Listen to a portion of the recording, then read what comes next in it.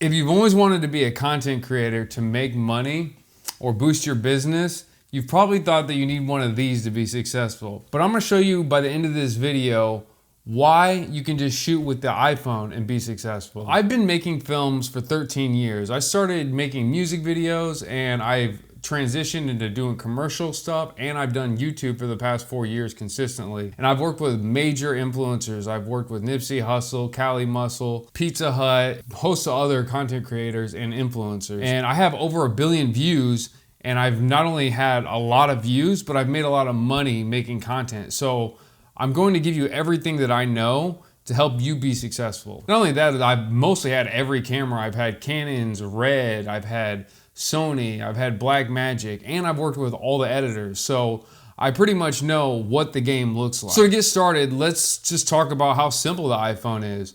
Anybody can shoot with it. You can give it to your brother, you can give it to your mother, you can give it to your coworker. Anybody can hold it and shoot. The basic camera app is amazing for that. And anybody that's looking to get started in content creation, you need something simple.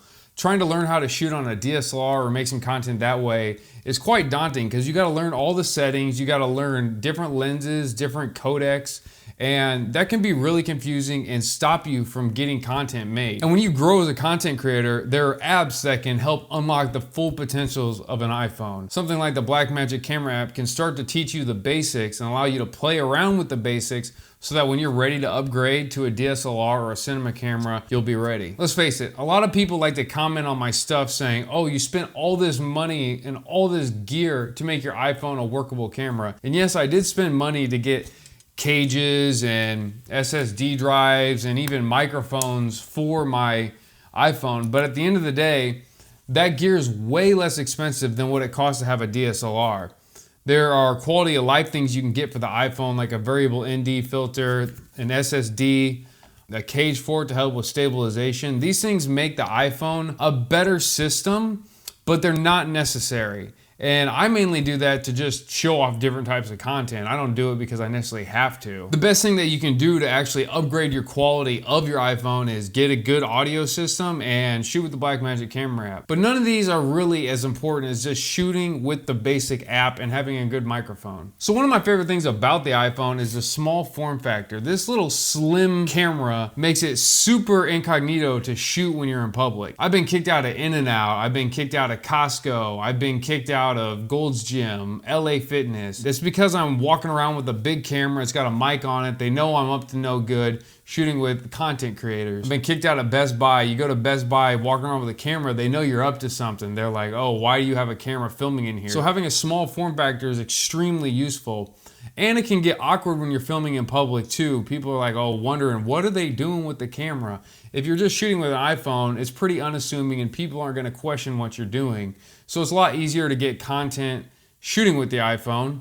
And I've got some of the best reactions and authentic responses when shooting skits and pranks using an iPhone undercover. So a lot of people don't talk about this, but storage. You need a place to put your files, and if you're shooting with a bigger camera, you're gonna have a lot of problems transferring speeds, how much time it takes to transfer, and how much space they take to transfer, which means you gotta buy more storage. So if you shoot in codecs, file types that have a lot of data in them, or they take a while to transfer, you're wasting a lot of time for something that really doesn't matter. It's not really improving your quality of life. Yeah, the footage looks better, but it's not helping you get the job done and getting more content out. So I like to shoot with Blackmagic camera app, and the Blackmagic camera app has a new codec. It's relatively new, the H.265, it's HEVC, and this is a codec that can shoot really nice quality images and transfer them pretty quickly, especially if you use AirDrop on the iPhone. And let's not forget that the bigger the file is, the harder it is for your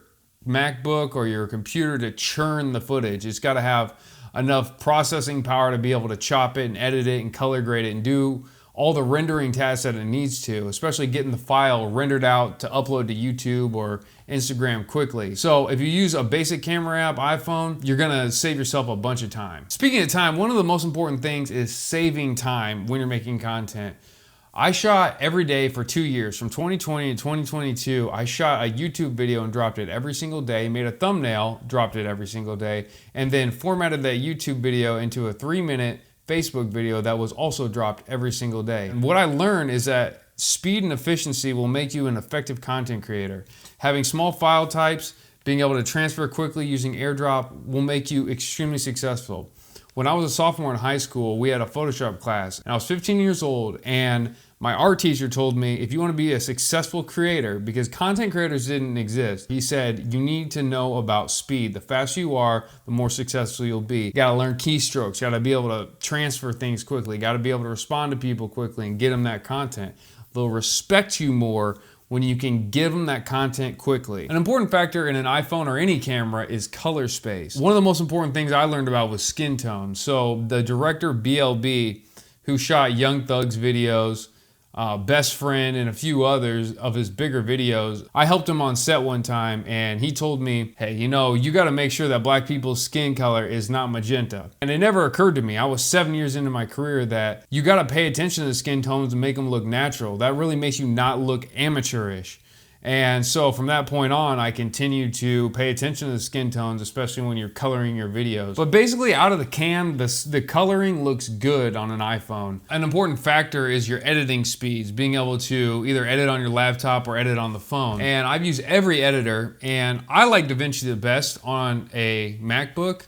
I have the best MacBook that you can get right now, fully souped up. But if you're using an iPhone with the basic camera app, you could actually edit it on your phone using CapCut. It's got a small fee that you need to pay every month, and there's a free version as well. And did I mention DaVinci's free? So when it comes to audio on the iPhone, it's not the best. Audio, when you're holding the camera out, the selfie audio is actually pretty good, but the audio where you're shooting this way, it's not so great. You will definitely need to rig up some kind of system for it, and I can only recommend DJI mics. These are extremely good wireless mics that have clips and magnetic clips on them. If you want that really crisp audio, which is very important for shooting, you need to get a wireless mic. Another thing about this audio that's important is when it is attached directly to your iPhone, you can sync it with the video right away. So there's no syncing in post. It's just an easier system. You can get right to editing and have clean audio with your video. So one of the most important things for making any content anywhere is a great title and thumbnail.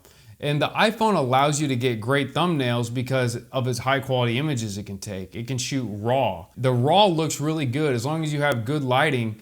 You can either send that to your editor for them to make thumbnails for you, but I just take the thumbnails and put them in Photoshop myself and edit them up. Now, there's no perfect camera system out there, so I'm gonna go through some things with you that I feel like you need to be aware of. Now, the first thing that actually happened with this video was an overheating issue. I was trying to screen mirror the iPhone to my MacBook so I could see what was going on.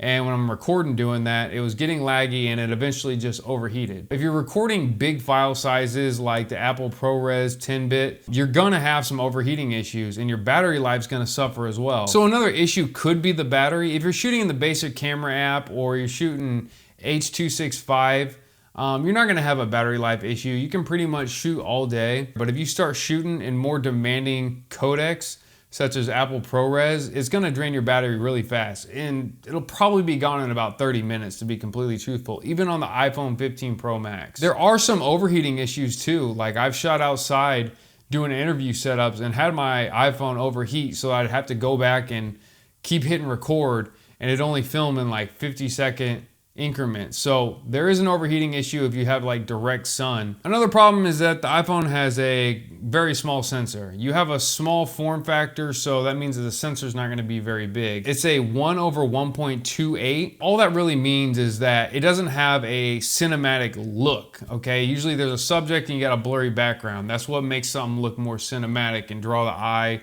to focus on the subject. And because you got a small sensor, you don't really get that effect. And that's the whole reason that Apple even created the cinematic mode, is to emulate that effect of what you'd usually get on a DSLR. You got 3 lenses on the iPhone, and you've got the 26mm, you got a telephoto lens, you got a wide lens, and they all have different f-stops, so they perform differently in the same lighting conditions. You will get grainy footage if you don't have enough light, if you're using the telephoto or you're using the wide angle lens. The basic lens is pretty good, but you need to understand that if you're in a low lighting scenario, which is another con of the iPhone, is that it doesn't perform great. It's gonna get grainy really quick and degrade your image quickly.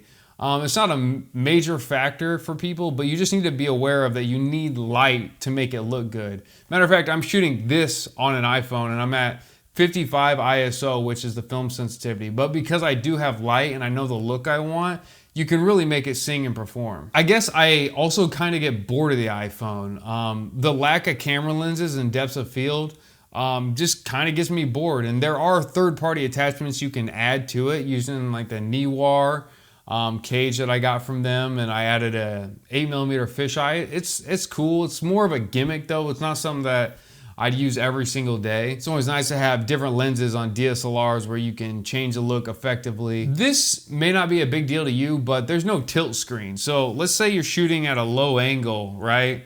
Like you kind of have to look and peek to see if you're even getting what you need to in shot. And yeah, it's because it's a form factor. It's not built for this, but there's something really nice being able to have a tilt screen so you can hold the camera down and look at it. So my final thoughts, let's not get lost in the sauce when you're trying to make content, okay? These are just tools. You can always use the tools for a bunch of things. It really comes down to the meat and potatoes of what you put inside your video.